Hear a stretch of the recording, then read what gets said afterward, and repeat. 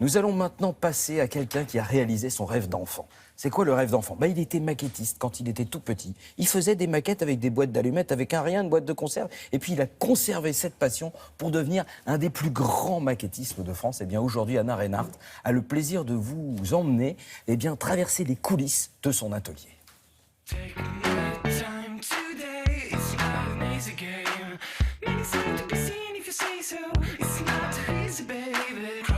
Ce qui m'éclate vraiment, c'est de reproduire en plus petit ce que je pourrais jamais avoir en gros. En fait, à l'origine, c'est ça. C'est-à-dire que je pourrais jamais avoir un cargo à moi, parce que si je le fais en maquette, je peux avoir tout ce que je veux. Quand j'étais plus jeune, je m'imaginais souvent pouvoir voyager sur mes maquettes, rentrer dedans, voir l'intérieur. C'est pour ça que j'ai toujours très détaillé mes maquettes.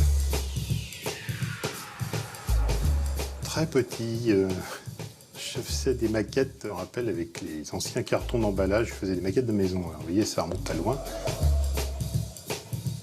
Ça peut prendre du temps, mais la patience est là. De toute façon, quand on fait de la maquette, il faut être patient. Si on n'est pas patient, c'est pas la peine. Hein. Parce que si vous cassez quelque chose, c'est vous qui le refaites. C'est plus souvent de la réplique d'objets existants, hein, ou qui va exister. J'ai déjà travaillé sur des maquettes d'imaginaire, mais c'est plus rare. Hein.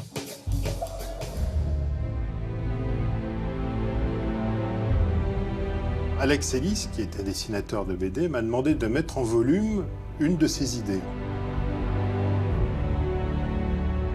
C'est-à-dire qu'il avait l'idée d'un vaisseau spatial en plein milieu du 19e siècle, à l'époque de l'avènement de la vapeur, en fait. Et c'était intéressant parce qu'on est parti de quelque chose qui n'existait pas, qui est dans l'imaginaire d'un homme, pour faire un volume, une maquette qui existe, quelque chose qu'on peut regarder dans les 3 dimensions.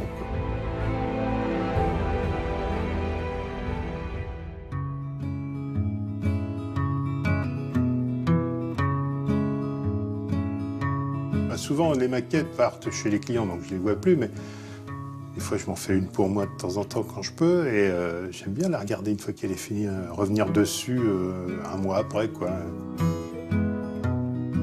Je la regarde sous tous les angles, voir s'il y a un défaut. Généralement, je vois que les défauts, d'ailleurs. Mais ouais, j'aime bien, ça me donne des idées. Puis je voyage avec.